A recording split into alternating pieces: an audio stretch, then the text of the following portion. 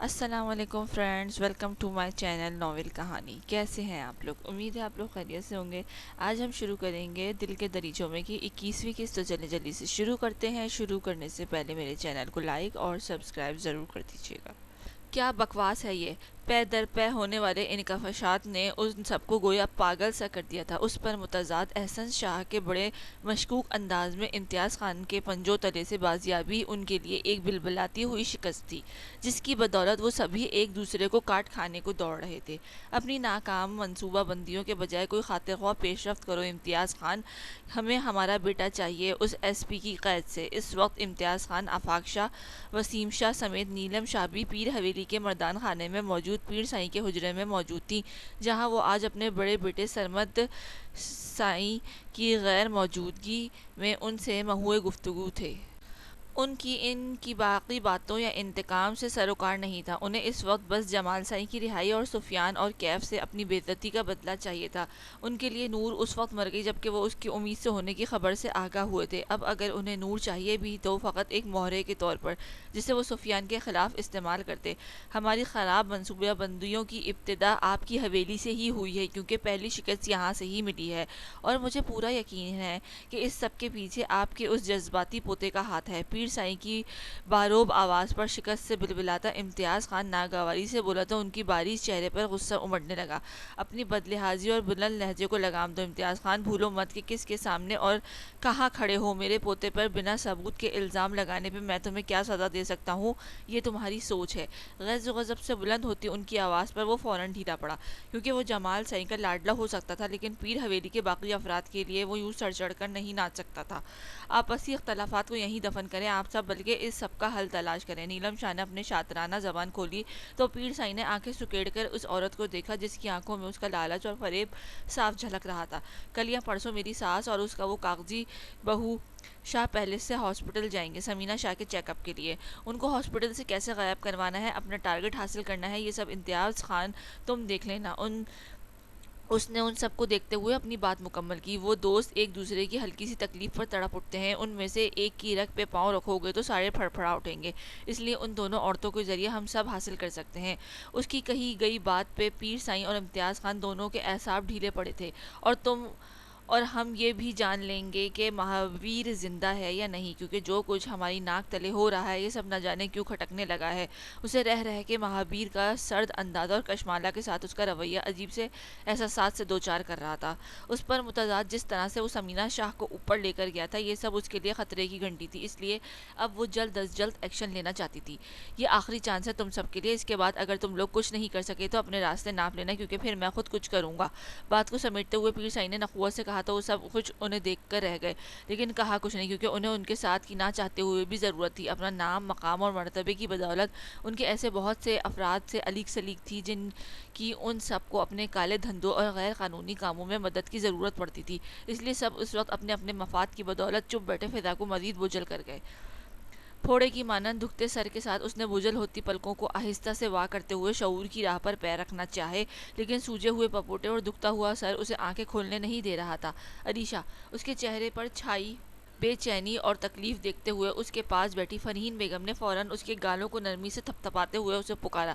عریشہ میری جان، آنکھیں کھولو۔ محبت اور فکر سے بھرپور لہجہ رخسار پر محسوس کرتے نرم لمس پہ اس نے پوری ہمت جمع کرتے ہوئے اپنی پلکیں واں کی تو کمرے میں چھائی روشنی کی بدولت اس کی آنکھیں چندیا سی گئیں۔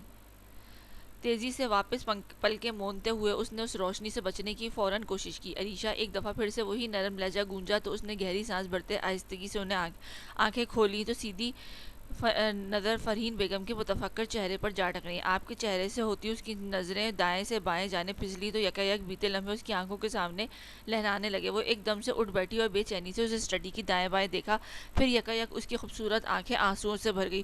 بڑی دادو! کیف! غزل! دھوکہ! دھچکا اس قدر شدید تھا کہ وہ بات بھی نہ کر پا رہی تھی، بلکہ لفظ ٹوٹ کے اس طرح ہونٹوں سے نکل رہے تھے کہ جیسے وہ ٹوٹ کے روتی ہوئی فرحین بیگم کے سینے سے جا لگی تھی۔ ابھی کچھ مت سوچو میری جان، آپ ابھی کچھ نہیں جانتی ہو، اس لیے پریشان مت ہو۔ اس کے بال سہلاتے ہوئے انہیں تسلی دینی چاہیے، لیکن اس کا دل سنبھلنے میں ہی نہیں آ رہا تھا۔ اسے یہ سمجھ نہیں آ رہی تھی کہ وہ اپنے کس کس نقصان پر روئے۔ کیف کی محبت ہونے کے باوجود اس کی زندگی میں سیکنڈ چوائس کے طور پر شامل ہونے پر، کیف اور غزل کی اس کے تعلق بنانے پر یا ٹوٹنے پر، یا پھر ان ساری باتوں کو اس سے چھپانے پر، اس پر فرین بیگم کہہ رہی تھی کہ وہ ساری سچائی سے واقف نہیں تھی۔ اب مزید کیا جاننے والا تھا جو اس کی ذات کے پرخچے اڑا دینے والا تھا؟ اسے ایک دفعہ پھر سے کلوزٹ اور اس پہ رکھی چیزیں یاد آئیں تو دل چاہا سب تہس نہس کر دے، اور اس سب سے پہلے ان لوگوں کی ہستی فنا کر دے جنہوں نے اس کی زندگی کو مذاق بنایا تھا۔ جتنا سنا تھا یا جتنا سمجھا تھا اس کو حقیقت مانتی، وہ اس وقت خود اذیتی اور درد کی انتہا پر تھی۔ جہاں اتنا صبر کیا ہے وہیں آج کی رات مزید صبر کر لو میری جان، یہ رونا بند کرو اور کیف کے آنے تک خود کو سنبھالو پلیز۔ اس کے آنسو پوچھتے ہوئے انہوں نے کہا تو کیف کے نام پر دل میں جیسے شرارے بھڑکنے لگے تھے، لیکن بمشکل خود کو سنبھالتی وہ منہ ہاتھ دھونے کے بعد ملک منزل چلی گئی تھی کہ اس وقت ملک ہاؤس اپنی فریب کاریوں کے باعث کاٹ کھانے کو دوڑ رہا تھا، اور شاید نکاح کے اتنے لمبے دورانیے کے بعد پہلی دفعہ وہ دل سے کیف ملک کی منتظر تھی کہ اب سودوں ضیاء کا حساب کا وقت تھا، اور وہ اپنے تئیں اس کے لیے مکمل تیار تھی، بنا حقیقت جانے بنا حقیقت سمجھے۔ پرفسو رات کی تاریکی اور گلاب کے پھولوں کی دل فریب مہک اور دو دلوں کی رومان پرور دھڑکنوں کی گونج سے اس وقت اپارٹمنٹ کا وہ کمرہ معطر تھا جہاں کچھ دیر قبل سفیان انہیں چھوڑ کر گیا تھا۔ نہ صرف اپارٹمنٹ چھوڑ کر گیا تھا بلکہ انہیں زبردستی ان کے لیے ہلکے پھلکے انداز میں سجا گئے بیڈ روم میں بھی پہنچا کر آیا تھا، جہاں اس وقت تھری سیٹر صوفے پر بیٹھی غزل بیڈ پر بیٹھے ویر کی گہری نگاہوں کے ارتکاز سے بے چین ہوتی اپنی ہتھیلیاں رگڑ رہی تھی۔ پیچ کلر کے دیدہ زیب سوٹ کے ساتھ سرخ دوپٹے کاندھوں پر رکھے، وہ سلکی بالوں کو کیچر میں جکڑے سلور سینڈل پہنے، جولری کے نام پر کانوں میں حسب معمول ٹاپس سے جبکہ ہاتھوں میں انگوٹھی پہنے قدرے نروس سی بیٹھی، وہ کہیں سے بھی چند گھنٹوں کی دلہن نہیں لگ رہی تھی۔ وہ کبھی بھی اتنی دبو یا شرمیلی نہیں رہی تھی، لیکن نئے نئے رشتے کی قربت اور احساس اس پر ویر کے ساتھ کمرے کی تنہائی اور اس کی گہری بے باک نگاہوں کے ارتکاز اسے صحیح معنوں میں بوکھلا رہا تھا۔ اس کی بوکھلاہٹ اس وقت دو چند ہو گئی جب وہ بیڈ سے کھڑا ہوتا، مضبوط قدم اٹھاتا اس کی جانب بڑھا اور پھر بڑے اطمینان کے ساتھ اس کے ساتھ آ کر صوفے پر یوں براجمان ہو گیا کہ اس کے مضبوط کندھے اس کے دائیں کندھے کو چھوتا اس کی دھڑکنیں منتشر کر گیا۔ اس کی بوکھلاہٹ کو اطمینان سے ملاحظہ کرتے ہوئے اس نے بڑی سہولت کے ساتھ اس کی گود میں دھرے بائیں ہاتھ کو تھاما تو غزل کو جیسے کرنٹ سا لگا۔ اس نے بڑی بے ساختگی میں ہاتھ کو فوراً کھینچا نہ چاہا، لیکن دوسری جانب گرفت مضبوط کرتے اس کے ارادے کو ناکام بنا دیا گیا تھا۔ ویر پلیز، نئے نئے بندے اس رشتے کو اعجاز تھا یا دونوں کے دلوں میں پنپتی محبت کی تپش تھی، جو بھی تھا، لیکن غزل اس لمحے کی اس کی نگاہوں کی گرمی سے پگھلتی جا رہی تھی۔ اس قدر گھبرا کیوں رہی ہو؟ اس کے ہاتھ کو دونوں ہاتھوں میں تھامے وہ بائیں ہاتھ کی انگوٹھی سے اس کی کلائی کی نبض کو ہولے سے دباتا اس کی دھڑکنیں سست کر رہا تھا۔ مجھے ایسے دیکھو گے تو گھبراؤں گی نا؟ نامحسوس انداز میں ہاتھ چھڑانے کی کوشش کرتی وہ خائف سے لہجے میں بولی تو اس کے دلکش کہکا اگلے ہی پل کمرے کی فضا کو معطر کر گیا، جبکہ وہ جو اس کو دیکھنے سے خائف ہو رہی تھی اس کے اتنے عرصے بعد زندگی سے بھرپور کہکے کو سن کر بے خود و سرشاری سے بنا پلکے جھپکائے اس کے خوبرو چہرے کو تکے گئی۔ میرے دیکھنے کی تو خیر ہے، لیکن خدا کی قسم اگر تم مزید کچھ سیکنڈ انہی والہانہ نگاہوں سے مجھے تکتی رہی تو میں ضبط کھو بیٹھوں گا۔ اس کی نگاہوں کی ماہیت اور وارفتگی محسوس کرتا وہ اپنی ہنسی بمشکل ضبط کرتا بھاری دلکش لہجے میں بولا تو وہ فوراً گڑبڑاتی ہوئی اپنی نظریں جھکا گئی۔ جب دل تمہارا اسیر ہوا تھا تو کبھی سوچا نہیں تھا کہ یوں ایک دوسرے کی جدائی درمیان میں آن پڑے گی۔ چند لمحوں کی خاموشی کے بعد وہ جو بولنا شروع ہوا تو بیتے دنوں کی اذیت سے غزل کا چہرہ فوراً بدلا۔ اس نے بے ساختہ نظر اٹھا کے دیکھا جو اس کے بجائے اس کے ہاتھوں پر نظر جمائے اس کے بائیں ہاتھ کی تیسری انگلی میں موجود انگوٹھی کو گھما رہا تھا۔ یہ جدائی اس قدر ظالم تھی کہ ہمارے بہت سے خوبصورت جذبات اور احساسات تک کھا گئی، لیکن اس کی اچھی بات یہ رہی کہ جو محبت ہمارے دل کے نہا خانوں میں مقید تھی اس کی رگیں اب ہمارے پورے وجود کو اپنی لپیٹ میں لے چکی ہیں۔ اس کے بھاری لہجے میں بیک وقت بہت سے احساسات اور جذبات سانس لے رہے تھے۔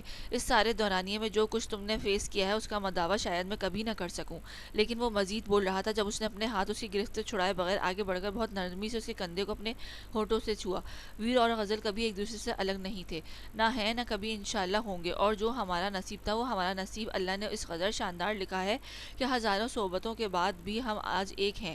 بہت ہی خوبصورتی کے ساتھ اپنے قیمتی جذبات کا اظہار کرتی وہ اسے بیتے دنوں کے خلش نگالتے پر مسرت احساس سے مبتلا کر گئی۔ تم میرے لیے بہت قیمتی ہو غزل۔ اس پل غزل کو الفاظ اور اس کی خوبصورت جسارت کے سامنے وہ واقعی اپنے الفاظوں کو کو ہیچ سمجھ رہا تھا۔ تب بھی محبت اور ممتاز سے ملغوب ہو تو اس نے اسے بازو میں بھرتے ہوئے پوری شدت کے ساتھ اپنے سینے سے لگاتے ہوئے خود میں بھیجا تو اس کی سانسیں گویا سینے میں اٹکنے لگی۔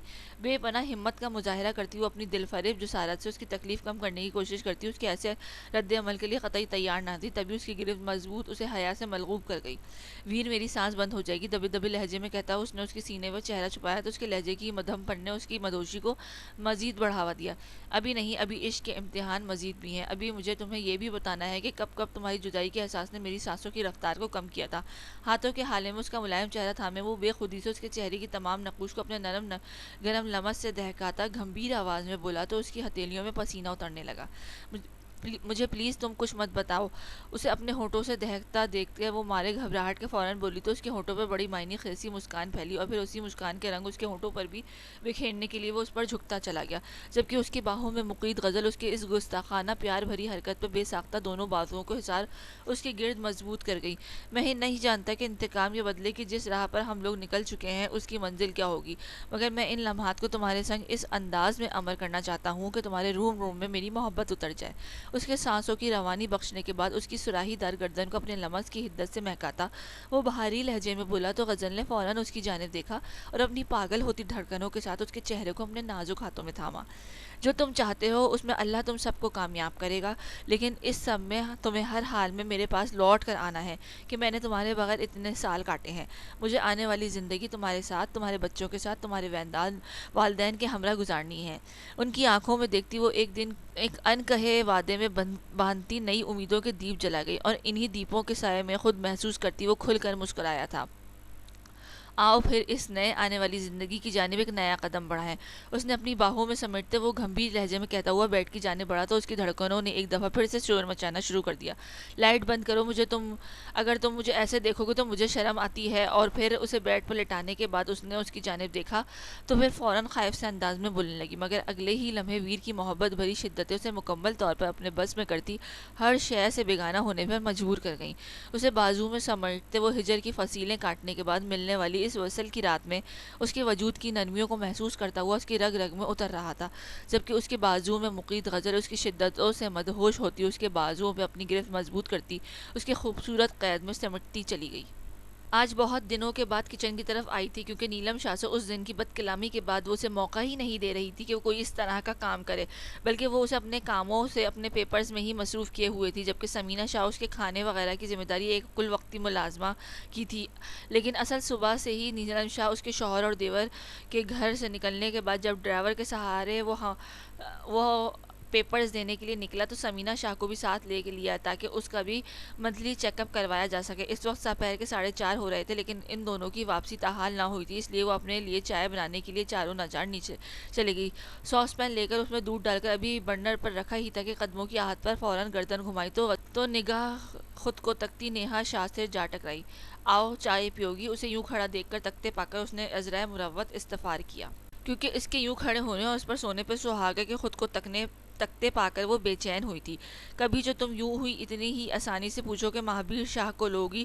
ٹھہرے ہوئے لہجے میں بولتی وہ سانس لینے کو رکی تو دودھ میں چینی ڈالتی کشمالہ نے سائیں سائیں کرتے دل و دماغ کے ساتھ پلٹ کر حیرت اور بے یقینی سے اسے دیکھا، جو اسی طرح اس کو تکتی مزید بولی تو میں لمحے کی بھی دیر کیے بغیر تمہیں کہوں گی کہ ہاں مجھے سارے کا سارا مہابیر شاہ دے دو۔ اس کے لہجے میں پنپتی لا حاصل حسرتیں کشمالہ کے پورے وجود کو جلا کر راکھ کر گئی تھی۔ وہ سمجھ نہیں پا رہی تھی کہ ایک ڈرامے کی مانند بندے اس انچاہے رشتے میں آنے والے یہ انکشافات اس پہ اس قدر تکلیف دہ کیوں تھے؟ تمہیں اگر مہابیر چاہیے تھا تو تم اسے مجھ تک پہنچنے سے قبل اپنے نام کر سکتی تھی۔ کافی ثانیوں کے بعد مشکل خود کو اور بکھرتے دل کو سنبھالتی وہ سادہ سے لہجے میں بولتی دودھ میں بلتے ابال کو دیکھنے لگی، مگر آنکھوں میں امڑنے والے آنسوؤں کی دبیز تہ اسے پریشان کر رہی تھی۔ کیا اتنا ہی آسان تھا اس شخص کو پا لینا جس نے آپ کی عزت پر وار کیا ہو؟ یہ سوال اس سے پوچھتا اس کے دل نے 1000 بار اس پر ملامت کی، لیکن وہ ضمیر کو بس یوں ہی مطمئن کرنا چاہتی تھی کہ اس نے اس کی عزت پر وار کیا تھا، تبھی وہ رخ موڑ گئی، جبکہ وہ اس سے کڑے سوال پر وہ گہری سانس بھرتی اس کی سمت مڑی جو ہنوز کچن کی دہلیز پر کھڑی تھی۔ تو کیا جس نے عزت پر وار کیا تھا اسے دوسروں سے مانگنا اس قدر آسان ہے؟ اس کا انتہائی سکون سے پوچھا گیا سوال نیہا شاہ کا چہرہ بلبلاہٹ سے سیاہ کر گیا۔ اس کے چہرے کے بدلتے رنگوں کی باریک بینی سے پرکھتی ہوئی وہ مزید بولی، ایسا تب تو ہوتا ہے نیہا جب ایسا تو ہوا ہو، کیونکہ جو عزت پر وار کرے وہ چاہے دل کی اونچی مسد پر کیوں نہ بیٹھا ہو، اسے پیروں کی دھول بننے میں دیر نہیں لگتی۔ لیکن کیا ہے نا کہ یہ بات تم آج تک کسی سے بھی نہیں کہہ سکی ہو جو پرچار تم یا تمہاری ماما کرتی ہیں کہ مہابیر نے تمہاری عزت پر ہار ڈالا ہے، تو ایسا تو کچھ ہوا ہی نہیں ہے، بلکہ اس کے کردار کی مضبوطی اور شخصیت کی خوبصورتی تمہارے دل پر ضرور وار کر چکی ہے۔ جو کبھی پلٹ کر بولی نہیں تھی، آج بولی تو ایسا کہ اسے آئینہ دکھا گئی، جس میں دکھائی دیتی ہے اپنی کری صورت، اسے اہانت تو سبکی میں مبتلا کر گئی۔ ایسا کچھ نہیں ہے جیسا تم کہہ رہی ہو۔ بہت مشکلوں سے اپنے دگرگوں ہوتی حالت کو سنبھالتی وہ اس کی نفی کرتی ہوئی بولی تو کشمانی نے پلٹ کر آنچ مدھم کی اور کیبنٹ سے منگ نکالنے لگی۔ ٹھیک کہہ رہی ہو تو کہ تم ویسے بھی اگر تمہیں مہابیر چاہیے تو اپنی ماما سے رابطہ کرو، کیونکہ میرے اس نکاح میں ہونے کے لے کر ختم ہونے تک کی تمام زنجیریں انہی کے ہاتھ میں ہیں۔ ایک واسطہ تم بھی دے ڈالو تاکہ کیا پتہ ایک زنجیر تمہارے لیے ہلا کر تمہیں بھی تمہاری چاہت دلا دیں۔ چائے کا مگ چھانتی ہوئی وہ تلخی سے بولتی اپنی چائے لے کر وہاں سے چل دی۔ اتنی تلخی اور تکلیف میں وہ کچن سے کچھ فاصلے پر ویل چیئر پر موجود مہابیر اور اس کے ساتھ کھڑی ثمینہ بیگم کی آمد سے قطعی بے خبر تھی۔ عجیب ڈگر پر زندگی آ ٹھہری ہے۔ جاب کے لیے نکلی تھی تو اپنی عزت نفس کا سودا کر کے جاب ملی۔ اس جاب نے شخصیت و کردار کو تار تار کر کے ایک انچاہے رشتے میں باندھ دیا، اور اب جب میں ذمے لگے سارے کام مکمل ہونے والے ہیں، اس رشتے کو ختم کرنے کا وقت نزدیک آتا جا رہا ہے، تو یہ انچاہا رشتہ میرے احساسات کیوں بدل رہا ہے؟ چائے کا مگ ہاتھ میں پکڑے وہ صوفے پہ اکڑو بیٹھی دکھتے سر کے ساتھ مسلسل سوچے جا رہی تھی، کیوں میرا دل اس رشتے کو لے کر بدل رہا ہے، جبکہ میں جانتی ہوں کہ اس رشتے کی کوئی منزل نہیں ہے، نہ اس شخص کے دل میں میرے لیے کوئی اہمیت ہے۔ پروگاندا سوچیں تھیں کہ ذہن کو الجھائے اور تھکائے جا رہی تھی، اس پر متضاد اس غزل سے نکاح کا تذکرہ، اور اب نیہا کا کھل کر اس کے متعلق اپنے جذبات اور احساسات کا اظہار اس کے اندر بہار جیسے سلگنے لگا تھا۔ میری طرف سے بھاڑ میں جائے وہ شخص اور اس کے چاہنے والیاں۔ 2 پیپرز رہ گئے ہیں بس، اس کے اور ماں بھی اب ٹھیک ہو چکی ہیں۔ میں اسی ہفتے کے اندر اندر واپس بابا کے پاس چلی جاؤں گی۔ جب سوچوں کی یلغار بڑھنے لگی تو وہ اکتا کر قدرے بلند آواز میں بڑبڑا کر کہتی، ٹھنڈی ہوئی چائے کے گھونٹ بھرنے لگی۔ اسی لمحے ادکھلے دروازے پر مدھم سی دستک کے ساتھ ثمینہ شاہ بیٹے کی ویل چیئر گھسیٹتی ہوئی اندر داخل ہوئی تھی۔ السلام علیکم۔ ان دونوں کو دیکھ کر بے ساختہ اپنی جگہ سے کھڑی ہوئی تو ثمینہ بیگم نے توجہ سے اسے دیکھا، جو براؤن کلر کے لانگ شرٹ کے ساتھ سیاہ پاجامہ پہنے، ہم رنگ دوپٹہ عادتاً اچھے سے اوڑھے، اپنے لمبے گھنیرے بالوں کی چٹیاں چھپائے ہوئے تھی۔ نازک کلائیاں ان کی پسند کی مد نظر سوٹ کے ہم رنگ چوڑیوں سے سجی تھی، جبکہ سفید پیر سیاہ رنگ کی 2 پٹی کی چپل میں مقید بہار دکھا رہے تھے۔ آپ ٹھیک ہیں اماں؟ چیک اپ کروایا ہے تو سب ٹھیک ہے نا؟ ان کی نظر میں گھبراتی ہوئی وہ بولی تو انہوں نے مسکراتے ہوئے آگے بڑھ کر اسے اپنے ساتھ لگایا۔ تم بہت اچھی اور بہت پیاری ہو، میرے ویر کی دلہن ہو۔ ان کے دل کو سکون تھا۔ محبت سے کہتے ہوئے انہوں نے اس کی پیشانی چومی تو مہابیر شاہ کے سامنے محبت کے اس والہانہ اظہار پر اس کی پیشانی عرق آلود ہوئی تھی، جبکہ انہوں نے جب سے پتہ چلا تھا کہ ان سب کو بالواسطہ بچانے والی کشمالہ تھی، تب سے اس کے قدر و اہمیت ان کی نظر میں مزید بڑھ گئی تھی۔ آپ خود بہت اچھی اماں ہیں، اس لیے آپ کو میں اچھی لگ رہی ہوں۔ ان کی محبت کے جواب میں سادگی سے مسکراتے اس نے ممتاز سے ان دونوں کو ہاتھ چومے اور انہیں صوفے پر بٹھایا۔ آپ کا پیپر کیسا ہوا؟ اماں کے سامنے وہ پوری کوشش کرتی تھی کہ آپ کہہ کر ہی مخاطب کیا جائے۔ جتنی محبت اور والہانہ پن کے ساتھ اپنی اماں سے ان کے متعلق استفسار کیا ہے، اتنی اور محبت و چاہت کے ساتھ مجھ سے سوال کیا ہوتا تو میں اماں سے زیادہ محبت کے ساتھ جواب دیتا۔ وہ جو اتنے دنوں بعد یوں آمنے سامنے پا کر پرسکون ہو چکا تھا، اس کے مخاطب کرنے پر اپنے مخصوص انداز میں بولتا اسے لمحوں میں گڑبڑانے پر مجبور کر گیا تھا۔ ہیں؟ اماں کی موجودگی میں ایسی لفظی بے شرمی کے مظاہرے پر وہ ہمنک ہوئی تھی، جبکہ ثمینہ شاہ بیٹے کی شرارت اور بہو کی بوکھلاہٹ دیکھتے ہوئے زیر لب مسکرا رہی تھیں۔ اتنی فضول اور بے وجہ باتوں کے بجائے اگر 2 لفظوں میں پیپر کے متعلق بتا دیتے تو زیادہ بہتر تھا۔ ثمینہ شاہ کی مسکراہٹ پر حجل ہوتی وہ فوراً اپنی گڑبڑاہٹ پر سپاٹ تاثرات سجائے خوش لہجے میں گویا ہوئی تھی۔ اب چونکہ یہاں سے اور اس شخص سے درس برداری کا فیصلہ کر لیا تھا، تو پھر خود کو اس شخص کے چارم سے بچانا بہت ضروری تھا، اس لیے اس نے فوراً تلخی اور سرد مہری کا لبادہ اوڑھا تھا۔ میری معذوری کو کیش مت کریں میڈم، بہتر ہوگا کہ یہ فاصلہ کم کر کے اپنے سوال کا جواب پا لیں۔ اس کے گلے میں لٹکتے موتی کو لبوں سے چھونے کی طلب اس قدر زیادہ ہو رہی تھی کہ اس نے دوبارہ اپنا مطالبہ دہرایا تو اپنی فضول ضد پر اسے اب غصہ آنے لگا تھا۔ میں کپڑے تبدیل کر لوں؟ بیٹے کے سرکش تاثرات دیکھتی ثمینہ شاہ نے انہیں پرائیویسی دینے کے لیے قدم ساتھ والے کمرے کے دروازے کی جانب بڑھایا تو ان کے ایک دم سے اٹھنے پر وہ بھی گڑبڑاتی ہوئی اٹھ کھڑی ہوئی تھی، مگر اس سے قبل کہ وہ بھی ان کے پیچھے لپکتی تب تک اپنی ویل چیئر اس کے نزدیک کرتا وہ اس کی کلائی اپنی میں لیتا رکنے پر مجبور کر گیا۔ اپنی کلائی پر پرتپش سی گرفت محسوس کرتی کشمالہ نے حیرانگی سے پلٹ کر اس کی جانب دیکھا تو اس نے ہولے سے اس کے بازو کو جھٹکا دیا تو وہ لڑکھڑاتی ہوئی اس کی گود میں آن گری۔ یہ کیا بدتمیزی ہے! اس کے کندھے پر دایاں ہاتھ رکھتے جب بایاں ہاتھ اس کے سینے پر جمایا تو وہ اس کے اچانک حرکت پر جھٹپٹائی تھی، مگر اس کی بات کو مکمل نظر انداز کیے اس نے ایک بازو سی کمر کے گرد حائل کیے، دوسرا ہاتھ اسی گردن کے گرد لپٹے ہوئے دوپٹے کی طرف بڑھایا تو اس سے خائف کشمالہ کا دل اس کی حرکت کے محاذ کو جان کر زوروں سے دھڑک اٹھا۔ پلیز مہابیر، کوئی بدتمیزی مت کرنا، اس کا لمس دوپٹے پر محسوس کرتا اس نے ڈوبتے لہجے میں اسے روکنا چاہا، مگر اس وقت وہ گویا ہر شے سے بے نیاز ہو چکا تھا۔ اس لمحے اس کے سینے کی چار دیواری میں دھڑکتا دل فقط اس نیلے موتی کا اسیر ہوا پڑا تھا۔ دوپٹے کا ہالہ ختم ہوتے ہی نظر جب اپنے مطلوبہ شکار پر ٹکرائی تو نگاہ میں سرشاری سکون، راحت اور مدہوشی ایک ساتھ اتری تھی، اور انہی کیفیت سے بہرا ہوتی وہ اس کے چہرے پر جھکتے سے لب اپنے موتی پر رکھتے کشمالہ کا رواں رواں کانپ اٹھا۔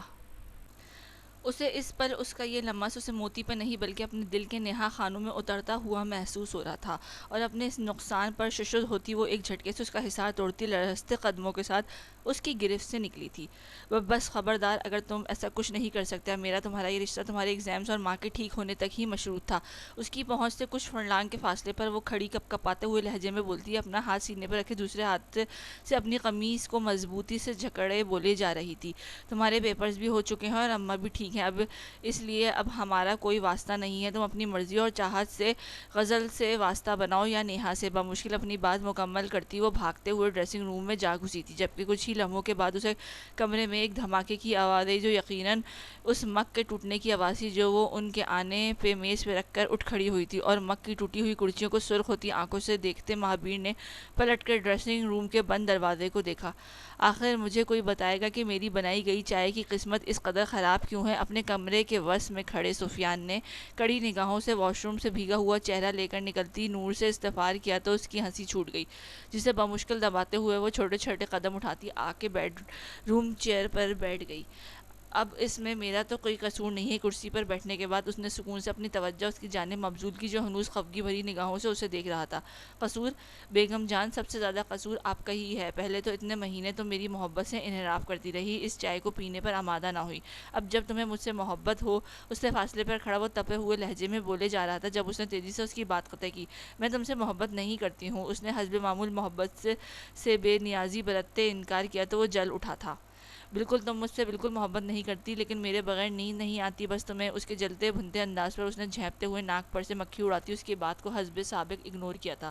اوکے، میں کہہ رہا تھا کہ اب جب تمہیں مجھ سے محبت نہیں ہوئی ہے لیکن تمہیں میرے بغیر نیند نہیں آتی، اور اسی محبت نہ ہونے کی وجہ سے تم نے میری بنائی چائے کی شرف قبولیت بخشنا چاہا تو میری بدتمیز اولاد ظالم سماج بن گئی۔ پریگنینسی پیریڈ میں بہت سی چیزوں کے ساتھ اسے چائے سے بھی اپنی طبیعت خراب محسوس ہوتی تھی، تبھی جب اس نے سفیان کی بنائی چائے پینی چاہی تو طبیعت بگڑنے پر سفیان کی صدمے سے جو حالت ہوئی تھی وہ ابھی تک نارمل نہیں ہوئی تھی۔ ویسے اس چائے میں ہے کیا جو تم اسے پلوانے کے لیے اتنا اتاولے ہوئے ہو؟ محبت ہوئی تھی یا نہیں، لیکن ان دونوں کا رشتہ بہت ہی خوبصورت رنگوں اور احساسات سے بھر چکا تھا۔ ان کی آپسی نوک جھونک اور باتیں اس رشتے میں انوکھے رنگ بھر دیتی تھی، اور یہ سفیان کی کوشش اور محبت کا ثمر تھا۔ اس میں نے تعویذ ڈالے ہیں کہ تم میری محبت میں سر تپیر ڈوب جاؤ، جب میں تم سے پیار کروں تو تم میری شدتوں کا جواب دوگنا دو مجھے۔ شرارت سے بولتے ہوئے اس نے آنکھیں چمکنے لگیں تو نور کا چہرہ ان آنکھوں کی حدت سے دہکنے لگا۔ تم اتنے بے شرمگی لہجے میں اسے ٹوکنا چاہا جب دروازے پر ہونے والی دستک کے ساتھ فائق کے دیے گئے پیغام پر وہ ششت سی ہو گئی۔ بھابھی، آپ کے بھائی آئے ہیں نیچے، ماما آپ کو بلا رہی ہیں۔ بلال، اس کی سرگوشی کے سے انداز میں کہتے ہوئے سفیان کی سمت دیکھتے ہوئے وہ خود خاصا حیران نظر آ رہا تھا۔ ریلیکس، آؤ نیچے چلتے ہیں، اسے تسلی دیتے ہوئے اسے اپنے ساتھ نیچے لایا تو بلال، علی اور آصف آغا کے علاوہ وہ بی جان سمیت لاؤنج میں موجود پرسکون ماحول میں بات چیت کر رہا تھا، جبکہ قریبی میز پر پڑے شاپنگ بیگز بتا رہے تھے کہ انہیں بلال شاہ اچھے مہمان کی آمد اپنے ساتھ لایا تھا۔ السلام علیکم، سفیان نے باآواز سلام کرتے ہوئے لانج میں قدم رکھا تو بلال کے چہرے کے تاثرات فوراً تبدیل ہوئے، لیکن سر جھٹکتے ہوئے وہ اپنی جگہ سے کھڑا ہوا اور سفیان کے بڑھائے ہوئے ہاتھ کو تھام لیا، اور پھر اس کے پہلو میں کھڑی نور کی جانب بڑھا جو ہنوز قدر خوفزدہ سی نگاہوں سے اسے دیکھ رہی تھی۔ ٹھیک ہو تم؟ اس کو ساتھ لگاتے اس نے نرمی بھری سنجیدگی سے استفسار کیا تو بھائی کے اس التفات پر اس کی پلکیں بھیگ گئیں۔ میں ٹھیک ہوں، اماں سائیں اور بابا سائیں کیسے ہیں؟ اس کے کے ساتھ ہی صوفے پر برجمان ہوتے وہ مدھم لہجے میں بولی تھی، مگر اس سے پہلے کہ وہ کوئی جواب دیتا حسب معمول وہ ثانی اونچی آوازوں میں بولتی ہوئی لاؤنج میں داخل ہوئیں۔ میں بتا رہی ہوں کہ آج کے بعد میں اس قدر گرمی میں تم لوگوں کا انتظار نہیں کروں گی، زور سے بولتی وہ آگے بڑھی جب صوفے پر نور کے ساتھ بیٹھے شخص کو دیکھ کر اس کی آنکھوں کے سامنے تارے ناچنے لگے۔ آپ کو مجھ سے جو بھی بات کرنی ہے وہ میرے گھر آ کر کریں، اس کی بہن کے گھر ہے، ریلیکس، آپ کو شاید لڑکیوں کے بیچ راستہ روکنے کی بات بگاڑنا زیادہ پسند ہے، اور پھر اپنے والد کی مرضی کے مطابق ان لڑکیوں کو ذریعے اپنے انتقام لینے کا بھی۔ اپنے ہی کہے گئے الفاظ اس کی سماعتوں میں گونجے، اس کا منہ چڑھا رہے تھے۔ رک کیوں گئی؟ آگے آؤ، یہ تمہاری بھابھی کے بھائی ہیں بلال۔ بی جان نے اسے روکتا دیکھ کر تو وہیں سے پکارا، جبکہ بی جان کی پکار پر اس نے نظریں گھما کر اس کی جانب دیکھا تو دونوں نے نگاہیں بڑی سرعت کے ساتھ ایک دوسرے سے جا ٹکرائیں۔ اس کی بڑی سرعت سے نگاہیں اس کی نگاہیں سے چرائیں، اس کی شدت سے دل چاہا کہ وہ واپس پلٹ جائے، لیکن پھر سب کی توجہ خود پر مرکوز پا کر وہ ان سب کے سوالات سے بچنے کے لیے دھیرے دھیرے قدم اٹھانے لگی۔ سما، یہ تمہارا لیچڑ ہیرو تو گھر تک آ گیا ہے، اس کے پیچھے چلتی عروج نے مدھم آواز میں سرگوشی کی تو وہ دبی دبی آواز میں غرائی، بکواس بند کرو اپنی۔ اسے اچھے سے لاتاڑ کے وہ لوگوں کے نزدیک پہنچی اور سپاٹ انداز میں سلام کر کے بی جان کے پاس بیٹھ گئی۔ اتنے غصے میں کیوں ہو آج؟ اس کے چہرے کے زاویے بغور ملاحظہ کرتے سفیان نے استفسار کیا تو وہ جیسے پھٹ پڑی۔ یہ سارا عروج اور فائق کا قصور ہے، نہ جانے چھٹی ٹائم کے وقت کون سی دوستیاں نبھانے اندر جا کھڑے ہوتے ہیں، جبکہ میں باہر دھوپ میں سڑ کر کوئلہ بن جاتی ہوں۔ خفگی سے بولتے ہوئے اس نے ان دونوں کو شکایت لگائی، جبکہ سفیان کے ساتھ بیٹھے بلال کی نگاہیں بہت دلچسپی سے اس کے دھوپ اور غصے کی شدت سے سرخ ہوئے چہرے اور مسلسل حرکت کرتی ہونٹوں کو دیکھ رہی تھی۔ دھوپ کو الزام دینے کی ضرورت نہیں ہے، بلکہ تم آلریڈی جلتا بھنتا کباب بن چکی ہو۔ فائق نے اس کی دہائی سن کر فوراً جواب دیا تو وہ بلبلا اٹھی، لیکن سامنے بیٹھے بلال کی موجودگی کے باعث اپنے ہاتھوں اور زبان کو بمشکل بریک لگائی۔ فضول باتیں کرنے کی ضرورت نہیں ہے سما، اگر آج کے بعد یہ تمہیں لیٹ کریں تو گاڑی کی چابی لے کر نکل آیا کرو۔ سفیان نے بہت سنجیدگی کے ساتھ اسے مشورہ دیا تو اس کا چہرہ ایک دم سے کھل اٹھا۔ اس پہ گاہے بگاہے نظر ڈالتا بلال ان بدلتے رنگوں کو بغور پرکھ رہا تھا۔ کھانا لگ گیا ہے، تم لوگ جلدی سے فریش ہو کے آؤ، اور آپ آؤ بیٹا۔ روما بیگم کی اچانک آمد پر باتوں کا سلسلہ ایک دم سے تھما تھا، جبکہ کھانا لگنے کا سن کر ان کی بھوک ایک دم سے چمک اٹھی تھی۔ تبھی بنا کسی تگ و دو کے اپنی جگہیں چھوڑی۔ نہیں آنٹی، کھانا نہیں کھاؤں گا، میں نور سے ملنے آیا تھا، بہت شکریہ آپ کا۔ کھانے کا سن کر اس نے فوراً سنجیدگی سے معذرت کی اور جانے کے لیے اٹھ کھڑا ہوا۔ تم پہلی دفعہ ہمارے گھر آئے ہو، اس طرح بنا کچھ کھائے گئے تو تمہاری بہن اور بھانجے کو گلٹی فیل ہوگا۔ اس کے اٹھنے پر سفیان بھی اس کے ساتھ ہی کھڑے ہوتے اس سے بھی دوگنا زیادہ دلچسپی سے گویا ہوا۔ تو بلال کی نور کی جانب دیکھنے پر اس نے خجل سا ہوتے ہوئے دوپٹہ اپنے وجود کے گرد مزید پھیلاتے ہوئے اپنی فطری ہڑبڑاہٹ چھپانے کی کوشش کی۔ پھر نہ جانے ایک دفعہ پھر سے اسے جنگلی بلی کو دیکھنے کی طلب تھی یا واقعی بہن اور ہونے والے بھانجے کی ناراضگی کا احساس تھا، وہ سفیان کی میت میں کھانے کی میز تک پہنچ گیا۔ کھانا انتہائی پرسکون ماحول میں کھاتے ہوئے اس کی نگاہیں گاہے بگاہے اپنے کزن اور بہن بھائیوں کے ساتھ الجھی سما پر بھی جا رہی تھی۔ اب کیا تم یہ بات کرنے کی اجازت مل سکتی ہے؟ اب تو تمہارے گھر میں کھڑا ہوں۔ پورچ میں سفیان کے ساتھ کھڑے بلال نے جب پتھریلی روش پر چلتی سما کو ممتاز بیگم کی طرف جانے کے لیے گیٹ کی جانب بڑھتے دیکھا تو بے اختیار اسے پکار اٹھا۔ اس کی اس بے اختیاری پر جہاں سما نے چھمبے سے پلٹ کر اس کی طرف دیکھا تھا، وہیں اس کے ساتھ کھڑے سفیان غصے سے اس کی جانب پلٹا اور ان کی جانب آتی نور اس جرأت پر جیسے تھرا اٹھی تھی۔ اس جرأت کا محض جان سکتا ہوں بلال شاہ، سفیان نے خوش لہجہ وہاں موجود دونوں لڑکیوں کا خون خوش کر گیا تھا، جبکہ وہ نہایت پرسکون انداز میں گویا ہوا۔ کچھ دن قبل تمہاری ہماری حویلی میں ہونے والے حادثے کی بدولت تمہاری بہن میری جانب سے غلط فہمی کا شکار ہو چکی ہے، میں وہ دور کرنا چاہتا ہوں۔ اس کے بظاہر اس سادگی بھرے انداز پر سما کا دل چاہا وہ اس شخص کا منہ تھپڑوں سے لال کر دے، جبکہ سفیان کا چہرہ مارے ضبط کے سرخ اور نور کا چہرہ کسی انہونی کے خیال سے سفید پڑتا جا رہا تھا۔ اور میری بہن سے تمہارا کیا رشتہ ہے جو اس کی غلط فہمی دور کرنے کے لیے تم نے اتنا کشٹ اٹھایا؟ اس بہن کے گھر چلے آئے جس کا گھر تم اجاڑنا چاہتے تھے۔ اس کا لہجہ نہ چاہتے ہوئے بھی تیز، جبکہ الفاظ دو دھاری تلوار کی مانند ہو رہے تھے۔ کیونکہ میں پسند کرتا ہوں تمہاری بہن کو۔ انکشاف اس قدر اچانک اور گہرا ہوا تھا کہ سفیان کا ہاتھ بے ساختہ اٹھا اور اس کے جبڑے پر گہرا نشان چھوڑ گیا۔ دوسری جانب اس انکشاف پر جہاں سما سن ہوئی تھی، وہیں نور کو ٹھنڈے پسینے آنے لگے تھے۔ تم جانتے ہو کہ کیا بکواس کر رہے ہو اور کس کے سامنے کر رہے ہو؟ اس کے گریبان کو دونوں ہاتھوں سے تھامے وہ دبی دبی آواز میں غرایا تو نور ایک دم سے جیسے ہوش میں آئی۔ سفیان پلیز بھائی کو چھوڑیں، تیزی سے اس کی جانب بڑھتی ہوئی دونوں ہاتھ اس کے سینے پر رکھتی اسے بلال سے دور دھکیل گئی تھی، جبکہ وہ اس کے اس عمل پر سفیان نے ہولے سے گھور کر اسے دیکھا، لیکن وہ فی الوقت اپنے بھائی کی جانب متوجہ تھی۔ میں یہ سب اس لیے آرام سے سہ گیا ہوں کیونکہ ایسا وار میری جانب سے بھی تم پر کیا گیا تھا، مگر میری بات پہ اپنی انا کو حاوی کرنے کی ضرورت نہیں ہے۔ بنا محبت کے اپنے نام لگ جانے کی صورت میں نے ڈنکے کی چوٹ پر ہم سب سے ہماری بہن چھینی تھی۔ بات کرتے کرتے وہ ایک دم سے رکا تو اس کے لفظ محبت پہ سفیان کا دل جیسے پھٹ اٹھا، لیکن بلال نے فوراً ہاتھ اٹھا کے اسے روکا۔ کرتے ہوگے اب تم محبت یا عشق، لیکن اس وقت صرف بات صرف نام کی تھی، جبکہ میں تمہاری بہن کو پسند کرتا ہوں، اس لیے کسی چور دروازے یا خاندانی سیاست اور داؤ کھیلنے کے بجائے تم سے ڈائریکٹ اپنے خواہش کا اظہار کر رہا ہوں۔ انکشافات کی زد میں ہنڈولتی سما نے جب اپنی ٹانگوں کو بے جان ہوتے محسوس کیا تو وہیں گھٹنوں کے بل بیٹھتی پھٹی پھٹی نگاہوں سے ان سالے بہنوئی کو تک رہی تھی، اور میں جیسے تمہاری یہ خواہش خوشی خوشی پوری کر دوں گا، جاؤ یہاں سے اپنا راستہ ناپو۔ لڑکے اسے گھورتے ہوئے اس کے جھنجھلائے ہوئے لہجے میں بولتے ہوئے گیٹ کی جانب اشارہ کیا تھا۔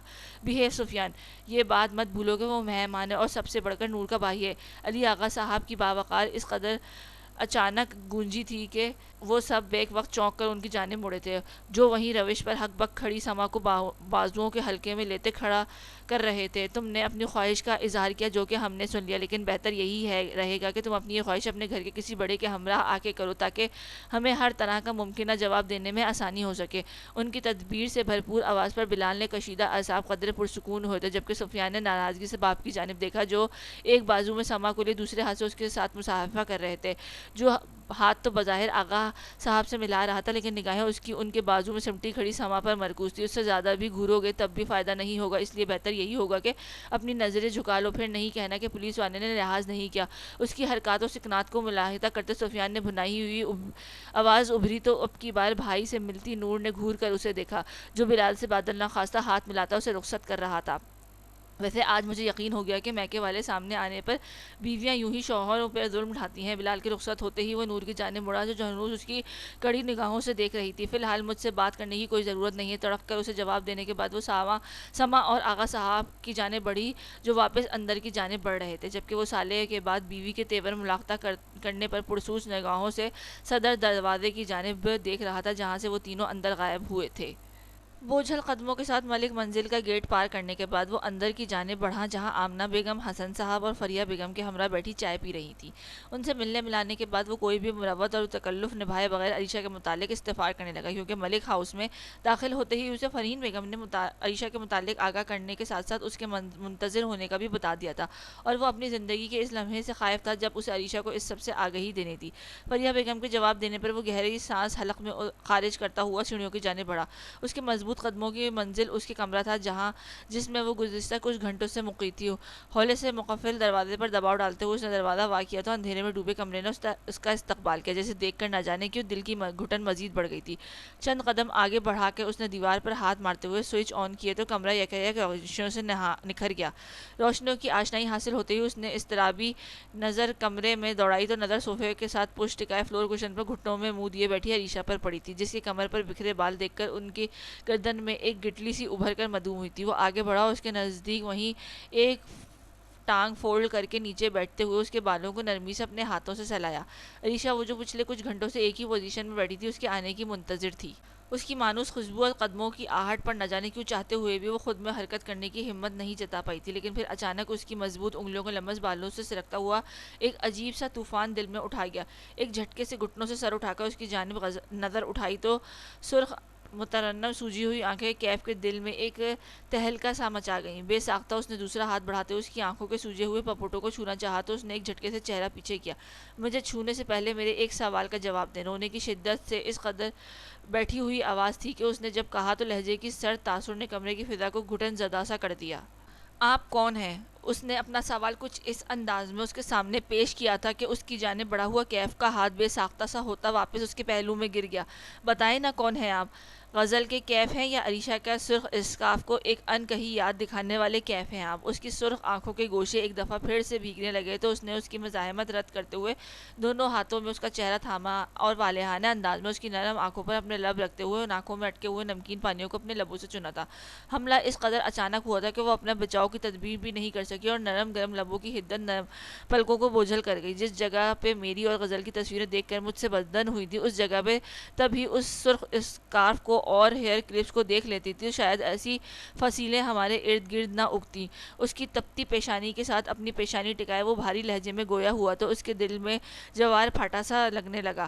میری اذیتوں کے جواب وہ کپڑے کا ایک ٹکڑا اور میٹل کے چند کلپس نہیں ہیں ہو سکتے۔ کیف ملک دونوں ہاتھ اس کے سینے پہ بمشکل جماتی وہ اسے خود سے دور دھکیلتی کی عقلق بلند آواز میں غرائی تو اس نے اپنی سلگتی آنکھیں اٹھا کے اس کی جانب دیکھا، جو گہری سانسیں لیتی اس کی جانب خاصی کاٹدار نگاہوں سے دیکھ رہی تھی۔ کیسا جواب چاہیے آپ کو اپنی اذیتوں کا؟ اس کی جانب دیکھتے ہوئے اس کا لہجہ اب کی بار بے پناہ سنجیدگی سمیٹ لایا تھا، کیونکہ وہ سمجھ سکا تھا کہ مفاہمت کی حد سے نکل چکی ہے۔ کیا آپ ایسے کسی سوال کا محاذ ہیں؟ اگر اس کا لہجہ سنجیدگی سے بھرپور تھا تو اس کا لہجہ تلخی سے لبریز تھا۔ آپ کسی سوال کے محاذ نہیں ہے، بلکہ آپ جو کچھ کر چکے ہیں آپ کو سوالات سے نہیں اپنے جوابات سے غرض ہونی چاہیے۔ اس کی کہی بات نے ایک آگ ایسی دل میں لگائی تھی کہ جو اپنے لفظوں کی کاٹ سے ٹھنڈا کرنے کی کوشش کر رہی تھی۔ میرے جواب سن پائیں گی؟ اس کے لہجے میں نہ جانے کیا تھا کہ پل بھر کے لیے اس نے بوجھل پلکیں اٹھا کر اس کی سمت دیکھا تو نظروں کے اس ٹکراؤ پر جانے کیا کچھ یاد آیا تھا۔ آپ کے اتنے روپ دیکھ چکی ہوں کہ اب سب کچھ برداشت کر سکتی ہوں۔ اپنی تکلیف میں کیف اگر تکلیف میں کیف تھا تو کم اذیت میں وہ بھی نہیں تھی، بلکہ اس کی اذیت اس سے قدرے زیادہ ہی تھی۔ ان چاہے ہونے کا احساس کے بعد من چاہا ہونے کا احساس اس قدر واجگاف انداز میں ہوا تھا کہ سب کچھ توڑ پھوڑ کے رکھ گیا تھا۔ اس کے چہرے پہ اس کے اٹل ارادوں کا اندازہ لگاتا وہ گہری سانس بھرتا ہوا آہستگی سے بولا، اور پھر جیسے جیسے وہ بولتا چلا گیا ویسے ویسے بہت سے رازوں سے اٹھتے پردے عریشہ کی رنگت فق کرتے گئے۔ نگاہوں میں بیک وقت بہت سے منظر جھلملا رہے تھے جو جھانسوں میں گھٹن کا باعث بن رہے تھے۔ جھوٹ جھوٹ بول رہے ہیں نا آپ سب؟ لرزتے ہونٹوں کے ساتھ کپ کپاتے ہوئے الفاظ نکلے تو کیف نے سرخ ہوتی آنکھوں کے ساتھ اس کی جانب دیکھنے لگا، جو بہت قابل فہم ترنم لگ رہی تھی۔ جو گزرا ہے وہ ایک بھیانک جھوٹ تھا، اب جو ہے وہی اٹل حقیقت ہے عریشہ۔ اس کے ہاتھ اپنے ہاتھوں کی گرفت میں لیتا وہ گہرے لہجے میں بولا تو وہ جیسے پھٹ پڑی۔ وہ بھیانک جھوٹ نہیں تھا، بلکہ بھیانک جھوٹ اب آپ مجھے سنا رہے ہیں۔ کیسی محبت تھی آپ کی کہ جس نے بھرے مجمع میں آپ کو مجھ سے انحراف کرنے پر مجبور کر دیا؟ اس کے ہاتھ بری طرح سے جھٹکتی وہ بلند آواز میں چلائی تھی، اور غزل کے ساتھ نکاح میں گزرے وہ ماہوں سال اسے کیسے آپ جھوٹ اور فریب کا نام دے سکتے ہیں؟ اس کے اندر اس وقت جیسے آتش فشاں بھڑک اٹھا تھا جو سب تہس نہس کرنے کو بےتاب تھا، اور اسی آتش فشاں کو اسے بڑے تحمل سے ٹھنڈا کرنا تھا۔ عریشہ، میں خود کو اس سب سے مکمل طور پر بری ذمہ قرار نہیں دے رہا، لیکن ہر ایک عمل کے پیچھے کی وجہ آپ کو بتا چکا ہوں۔ بعض دفعہ جو چیزیں رگے جان سے بھی زیادہ عزیز تر ہوتی ہیں ان کی حفاظت کے لیے انہیں رگوں سے دور کرنا پڑتا ہے۔ بس یہی میری محبت کا خلاصہ رہا ہے گزرے ماہوں سال میں۔ ایک بار پھر سے اس کے نزدیک ہوتا وہ پرتعسف سے انداز میں بولا تھا، یہ کیسی محبت تھی آپ کی جس کے مجھے کبھی احساس ہی نہ ہوا، اور کوئی خوشی دینے کے بجائے اذیت کا شکار کرتی رہی۔ میں نے زندگی میں سب سے زیادہ آپ کو ایڈمائر کیا تھا، اور آپ کی اس محبت اور قربانی نے اس رشتے کو اتنا زنگ آلود کر دیا ہے کہ میں آپ سے ہی نفرت کرنے لگی ہوں۔ زار و قطار ہوتے ہوئے وہ بولتی اس سے فاصلہ بڑھانے کی کوشش میں تھی۔ آپ کی زندگی اور عزت کی حفاظت اس قدر عزیز تھی کہ آپ کی نفرت بھی قبول تھی مجھے، گمبھیر لہجے میں کہتے ہوئے وہ اس کے نازک وجود کو اس کی تمام تر بدگمانیوں مزاحمت سمیت اپنے بازوؤں میں سمیٹتا چلا گیا۔ بے اثر ہے آپ کی یہ ساری لفاظی، چھوڑیں مجھے، بری طرح چٹکتے ہوئے وہ چلائی تھی، جبکہ بلند آواز میں آنسوؤں کی تاثیر بہت زیادہ تھی، مگر دوسری جانب وہ اب ساری باتیں اس کے سامنے مکمل طور پر کھول کر رکھنے کے بعد اپنے لفظوں کے بجائے اپنے جذبات کا سہارا لینا چاہتا تھا۔ تبھی گرفت ہرگز ڈھیلی نہیں کی۔ میری آنکھوں کی زبان بھی آپ کبھی نہیں سمجھ سکیں، میرے لفظ بھی بے اثر لگ رہے ہیں تو اب میرے جذبات کی شدت کو سمجھنے کی کوشش ضرور کریں۔ جذبات کی شدت سے بوتل ہوتے لہتے میں کہتا ہوا اس نے اپنے بازوؤں کو دباؤ بڑھاتے ہوئے اپنے اور اس کے درمیان آزار بنتے اس فاصلے کو ختم کیا تھا، اور پھر اس کی کسی بھی بچاؤ تدبیر سے قبل اس کے آنسوں سے تر چہرے پر جھکا اور تشنگی سے بھرپور لب اس کے رخساروں پر جماتے ہوئے نمکین پانیوں کا ذائقہ چکھنے لگا، جبکہ دوسری جانب اس کے وجود گویا اس پرتپش لمس کی شدت و حدت سے دہکنے لگا۔ وہ اس مقام پر ایسی سچویشن میں اس کی جانب سے ایسی کسی بھی بے باک مظاہرے کی توقع نہیں رکھتی تھی۔ تبھی جب اس کے رخسار کو چھوتے لب تھوڑی سے ہوتے ہوئے سراہی دار گردن کے حدود کو چھونے لگے تو وہ تھرا اٹھی، پیچھے ہٹے، خدا کے لیے گردن پر سرکتے وہ بے لگام لب اس کی دھڑکنوں کی ترتیب کو منتشر کر رہے تھے۔ اسی خدا نے مجھے آپ کے اس قدر قریب ہونے کا حق دیا ہے۔ ایک مخمور نظر اس کے سرخ چہرے اور گردن پر ڈالتے ہوئے جھکا اور اس کی گردن کی بائیں جانب اپنی شدت سے نشان چھوڑنے لگا۔ اس نے آپ کو یہ حق نہیں دیا کہ آپ اتنی اذیت دینے کے بعد مجھے یوں ہراس کریں۔ اس کا یہ روح اسے ہراساں کر رہا تھا۔ تبھی لفظ ٹوٹ ٹوٹ کر لبوں سے نکلنے لگے، میری محبت کو ایسے لفظوں سے شرمندہ نہیں کریں عائشہ، میں نے بہت سال پہلے آپ کے ہجر میں کاٹے ہیں، پھر جب میں آپ کو پانے کی مکمل امید چھوڑ چکا تھا تو آپ مجھے میری دعاؤں کا ثمر بن کر ملی ہیں، لیکن کچھ وعدوں کی ڈوریں پاؤں میں یوں بندھی تھیں کہ چاہ کر بھی اس محبت کو محسوس نہیں کروا پایا۔ اس کے لفظوں نے دل کو یوں کچوکے لگائے تھے کہ اس کے الفاظ دکھ کی شدت سے بھاری ہونے لگی تھی۔ اب آپ کو کیا لگتا ہے کہ آپ کے یوں اس سب کچھ کہہ دینے سے سب کچھ ٹھیک ہو جائے گا، یا جو ہو گیا یا جو ہو گیا ہے نہ جانے میں ہی دونوں ہاتھ اس کے سینے پر رکھ کر وہ ازدس ارزدہ سی لہجے میں گویا ہوئی تو کیف نے اس کی آنکھوں میں جھانکا۔ سب کچھ اسی دن ٹھیک ہو گیا تھا علیشا، جب آپ کے دل پر میری محبت نے قدم جمایا تھا۔ اس کے ٹھہرے ہوئے لہجے میں کہے گئے الفاظ نے جیسے اس کی باہوں میں مقید علیشا کے پیروں تلے سے زمین کھینچ نکالی تھی۔ محبت؟ کیسی محبت؟ دور ہٹے مجھ سے، اور خبردار ایسی کوئی بات کی آپ نے۔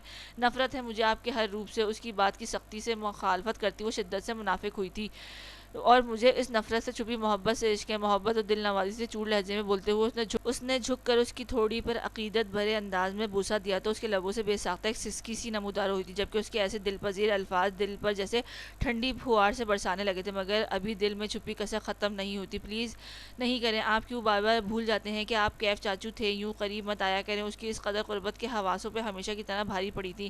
اس پر متضاد غزل نامی خلش اس قربت کو مزید بھاری کر رہی تھی۔ آپ کیوں بار بار بھول جاتی ہیں کہ میرا آپ سے ایک اٹوٹ رشتہ بن چکا ہے؟ دائیں ہاتھ کے انگوٹھے سے اس کے نچلے لب کو سہلاتے ہوئے وہ گھمبیر لہجے میں بولا تو اس نے فوراً چہرے کا رخ مڑتے ہوئے اس کی حرکت پر خلل ڈالا۔ اٹوٹ رشتہ تو غزل کے ساتھ بھی بنا تھا، سینے میں اٹکی پھانس تھی، بالآخر اپنا آپ دکھایا تھا۔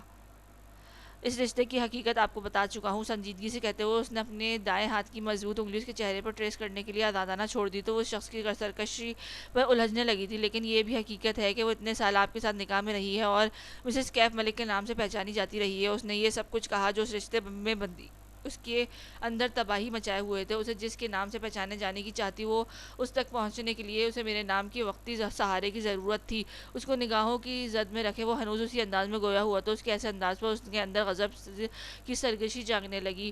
تو اس سارے کھیل میں میرا کیا؟ میں پہلے بڑے دادا، پھر اب آپ سب نے عزت اور زندگی کی حفاظت کے نام پر اپنے اپنے داؤ کھیلے، مگر اس کے باوجود آپ کی زندگی میں تب شامل ہوئی جب عزت کے لالے پڑے ہوئے تھے۔ اس کی گرفت سے ایک جھٹکے سے خود کو چھڑواتی وہ فاصلے پر ہوتی گویا ہوئی تو اس نے لپک کے اس کا بازو پکڑ کے اسے اپنی طرف کھینچا تو وہ لچکیلی ڈال کی مانند اس کی آغوش میں آن گری۔ جو برا تھا اس کو یاد رکھے ہوئے ہیں، جو اچھا اور خوش آئندہ ہے اس کے کیوں فراموش کر بیٹھی ہیں؟ میں اپنے کسی عمل کو جسٹیفائی نہیں کر رہا، میں یہ کہنا چاہتا ہوں کہ اس میں میری کوئی غلطی نہیں ہے۔ میں بندہ بشر ہوں اور میری غلطی کرنا خصلت میں شامل ہے، لیکن آپ سے محبت جو میری دھڑکنوں کا تقاضا ہے۔ جب ڈیڈ نے آپ سے شادی کرنے سے انکار کیا تھا، میری دل پر لگنے والی وہ پہلی چوٹ اس قدر گہری تھی کہ مجھے اس محبت کو سلانے میں خود کی ذات کو فراموش کرنا پڑا تھا، لیکن میں اس بات سے اپنی ذات کو کوئی کمپرومائز نہیں کر پایا تھا۔ جب آپ کی ایک جھلک مجھے دنیا کی ہر شے سے بیگانہ کر دیا کرتی تھی، اسے باہوں میں سمیٹتے وہ نرم لہجے میں بیتے دنوں کی کسک لیے بول رہا تھا، اور وہ ان موقعوں کو یاد کرنے لگی جب وہ اسے لگتا تھا کہ وہ اسے دیکھ کر منہ پھیر لیتا ہے، لیکن اصل حقیقت اسے اب معلوم ہو رہی تھی۔ اس حقیقت سے نظر چرائے اس نے بنا کہے اس کی آغوش سے نکلنا چاہا تو اس نے گھیرا مزید تنگ کرتے ہوئے چہرہ اس کے بالوں میں چھپاتے ہوئے گہری سانس بھری تو وہ کانپ کر رہ گئی۔ مجھے وہ علیشا لوٹا دے جو کبھی میری دیوانی ہوا کرتی تھی۔ اس کے بالوں کو لبوں سے چھوتا ہوا اپنی سانسوں کو معطر کرتے ہوئے التجائی انداز میں بولا تو اس کے وجود جیسے دہک اٹھا تھا۔ اسے اس لمحے گزشتہ کچھ عرصے کی اذیت بھاپ بن کر اڑتی محسوس ہوئی تھی، کیونکہ وہ کچھ اسے ان سب کی زبانی معلوم ہوتا اسے اس سے معلوم ہو چکا تھا۔ ان پانچوں میں جتنی تکلیف برداشت کی ہے، ایسے میں اسے اپنی اذیت بھی ہیچ لگنے لگی تھی۔ وہ دیوانگی آپ کے لیے نہیں بلکہ کیف اپنے سوچوں کو جھٹکتے ہوئے اس نے سنجیدگی سے کہنا چاہا جب اس کے بالوں میں کھیلتے کیف نے دایاں ہاتھ اس کے بالوں میں پھنسائے ہوئے اس کا چہرہ اوپر کو اٹھاتے اس پر جھکتے ہوئے اس کے گلابی ہونٹوں سے نکلتے الفاظ کو کچھ اس جانحانہ انداز میں خود میں سمیٹا تھا کہ وہ اس کی شرٹ کو مچھیوں میں دبوچتی رہ گئی۔ اس کے بے تاب لمس کی شدتوں سے بے حال ہوتی علیشا کے اعصاب معطل ہونے لگے۔ اسے واقعی احساس ہوا تھا کہ وہ اپنے الفاظ کے بجائے اب اپنے جذبات کے ایسے اظہار سے اسے ہر بات ہر شے باور کروانا چاہتا تھا۔ لمس کی شدت اور قربت اس قدر جان لیوا تھا کہ اس کی آنکھیں بھیگنے لگی تھی، جبکہ وجود جیسے بے جان ہونے کو تھا۔ بمشکل اپنے بکھرتے اعصاب کو یکجا کرتے ہوئے اس نے اس کی شرٹ کو زور سے بھینچتے ہوئے اس کی بے خودی پر بند باندھنا چاہا تھا، اور وہ شاید اس بے خودی کو سمندر میں ڈوبتا اس کی سانسیں مدھم کرتا جا رہا تھا۔ جب اپنے چہرے پر محسوس ہوتی نمی کو دیکھ کر وہ اس کے ہونٹوں کو آزادی بخشتا ہوا سیدھا ہوا تو وہ بھیگے کپکپاتے ہونٹ لی گہری سانس بھرتی اس کے سینے پر ٹکا گئی تھی۔ سر اس کے اس انداز پر زیر لب مسکراتے ہوئے اس نے تھوڑی اس کے اپنے سینے پر ٹکے سر پر جمائی اور ہولے سے بڑبڑایا، I am sorry Alisha, I am really sorry جانم۔ اس کی بڑبڑاہٹ اس کے سینے سے لگی علیشا کی دھڑکنیں سست کر گئی اور اس لمحے ہر شے کو مکمل طور پر فراموش کرتی علیشا کو اس بلا کی قیامت خیز غربت اور کمرے کی تنہائی کا احساس ہوا تھا۔